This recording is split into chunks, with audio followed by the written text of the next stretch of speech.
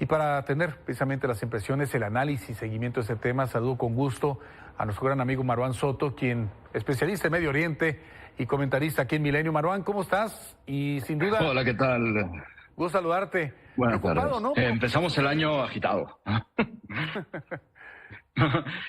Para dar un poco de contexto de qué son los Houthis. Los Houthis es un movimiento rebelde, que después de una serie de guerras civiles, podríamos tomarlo así, logra conquistar el poder en un Yemen unificado. Antes teníamos un Yemen dividido. Su avance llegó a ser tal que hace casi 8 años, se forma una coalición de distintos países en los que estaba Arabia Saudita, Emiratos Árabes Unidos, para tratar de contenerlos. ¿Por qué tratar de contenerlos? Los Houthis, y hay un error catastrófico que se hace normalmente en los medios latinoamericanos, se les toma como una secta. No, no son una secta, pertenecen a una rama del Islam Shia, que es el Islam dominante, es el Islam de Irán, ¿no? Bueno, Arabia Saudita pertenecen a la rama del Islam Sunni. Entonces, frente al avance de los Houthis pertenecientes al Islam Shia, se forma esta coalición que desencadena una guerra espantosa de la que se habla muy poco, en la que ambos bandos terminan por destruir absolutamente el país. Hay intervención de distintos grupos, incluso no solamente estatales, a lo largo de los años de la guerra, como por ejemplo Al-Qaeda, que llena de minas antipersonales el territorio para que luego los Houthis llenasen con sus propias minas antipersonales, y se crea un estado de caos al tal punto que logran constituir la mayor epidemia de cólera que tenemos en la historia moderna. Se acabaron absolutamente con el país. Bueno, ¿qué es lo que pasa con los Houthis?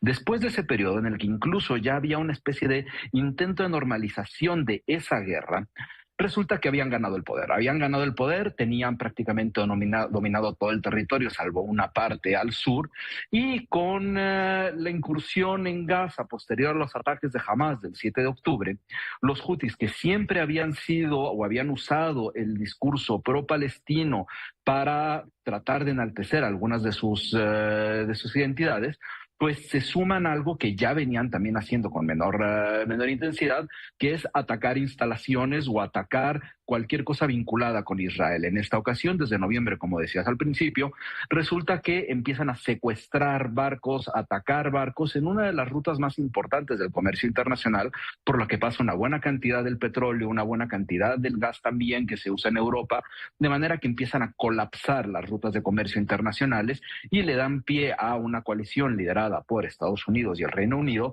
a tratar de contener estos ataques. Hace unas semanas se avisa de una serie de patrullajes para tratar de contenerlos, replicando incluso posiblemente lo que se llegó a hacer en Somalia cuando hubo una crisis de piratería, de manera que estas coaliciones internacionales sí trataban, incluso lograban a tener ciertos resultados.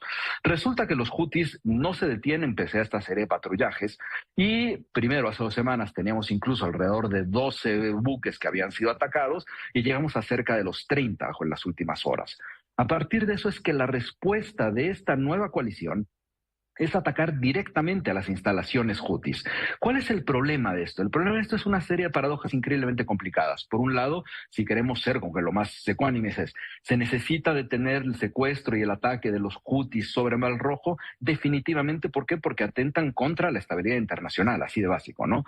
¿Se tendría que hacer una operación de este estilo? Probablemente, solo que las consecuencias tendrían que verse no necesariamente solo con los Houthis, sino con las reacciones que desencadenan este tipo de ataques. ¿Por qué? Porque estamos viendo ahora las distintas reacciones de no solamente Irán, sino de otro tipo de milicias vinculadas a Irán, cercanas a los Houthis, que hablan de responder a estos ataques por parte de la coalición internacional. Entonces se transforma en una paradoja gigantesca, porque sí había que detenerlos, era el buen momento, se tiene que dudar, había que revisar si ese momento podía acrecentar el nivel de tensión que tenemos en Gaza por los ataques de Hamas y la incursión de Israel. Sí, definitivamente. A esto hay que tomar en cuenta otra cosa. Dentro de los comunicados ayer sale un comunicado por parte de la Casa Blanca en el que no se menciona, por un lado, Gaza, y por otro lado tampoco se está mencionando ni Emiratos Árabes Unidos ni Arabia Saudita, quienes ya se han mostrado muy preocupados por este tipo de ataques, porque al final sí podrían inflamar la misma situación regional con una escalada que evidentemente nadie quiere. Ahora, Marwan, bien lo dices, estas reacciones no son con tanta precisión o serán con tanta precisión así anunciadas, pero va a tener reacciones, mejor dicho, afectaciones a nivel y mundial en cuestión de comercio y energéticos. A ver, las afectaciones en cuanto al comercio ya están desde noviembre con el ataque de los Hutis a los distintos barcos. Y sí hay que recordar, como se dijo en la nota, el primero de esta nueva tanda es un barco donde hay 2 mexicanos que están secuestrados. Van cerca de 30 desde noviembre, 30 barcos que han obligado a las distintas empresas navieras a cambiar sus rutas, aumentando sus costos de forma dramática. ¿Por qué los tienen que aumentar? Porque en vez de poder seguir por el Mar Rojo para cruzar al Canal de Suez y llegar a Europa, están teniendo que bajar hasta el Cabo de Nueva Esperanza para poder tener una ruta sudafricana y poder llegar hasta el otro lado hasta Europa, ¿no? Eso incrementa evidentemente los costos. Ahora, esa es una afectación que tiene repercusiones en todo el mundo. Sobre los ataques sí se han hecho con precisión, y hay que entender por qué quiere decir que se han hecho con precisión. Porque se han atacado distintas bases donde hay reportes de cosas hutis, que puede ser radares, buques, armas, etcétera, misiles, porque han atacado con misiles, y eso da un saldo de víctimas que posiblemente podríamos tomar como contenido. Ahora, insisto, aquí el problema, la parte que a mí más me preocupa, no es necesariamente el impacto directo hacia las costas de Yemen, ¿no? Por cuestión de tráfico. Lo que más me preocupa es cuál es la reacción de Irán y las distintas milicias vinculadas a Irán en reacción a las acciones de Estados Unidos y la coalición que tienen con el Reino Unido. ¿Por qué? Porque podríamos ver, y es bueno, en realidad ya lo estamos viendo, distintos ataques que se han dirigido desde milicias proiraníes, por ejemplo, desde Siria, desde Irak, que empiezan a atacar ciertas posiciones en respuesta, y aquí estamos hablando de un mucho mayor número de víctimas civiles y del riesgo de una escalada regional. De ahí los avisos, sobre todo de aliados de Estados Unidos y del Reino Unido, como Emiratos Árabes y Arabia Saudita, de contener las cosas. Se ha dicho también mucho que la respuesta a esto, para poder evitar que se llegase a él, sería el alto al fuego en Gaza. Sí, en parte sí, pero en realidad es que no hay ninguna respuesta correcta, porque en caso de que se hubiese planteado de esa forma del lado de Estados Unidos para los códigos de Estados Unidos y demás, estarían cediendo ante las amenazas de los Hutis, de manera que no hay forma que tampoco lleguen a eso. Marwan, esto no es coincidencia que se da el mero día en que inicia el juicio contra Israel por parte de la Corte Internacional de Justicia, ¿no?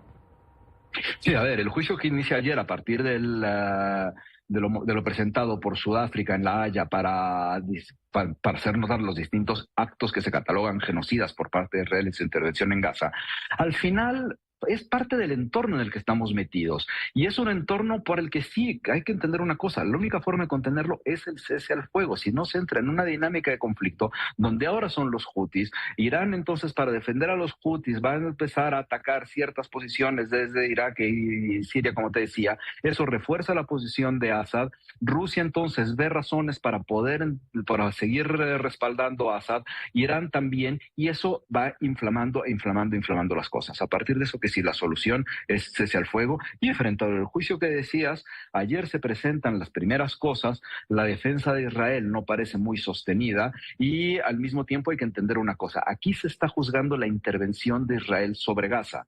No se está juzgando los actos criminales y terroristas de Hamás. Ese es otro componente que no se pueden, aunque estén entrelazados, no se pueden juzgar. En La Haya se está jugando la acción de Israel hacia la acción de Gaza. Está clarísimo el acto criminal, pero ese es otro tema que se tiene que plantear en otros escenarios.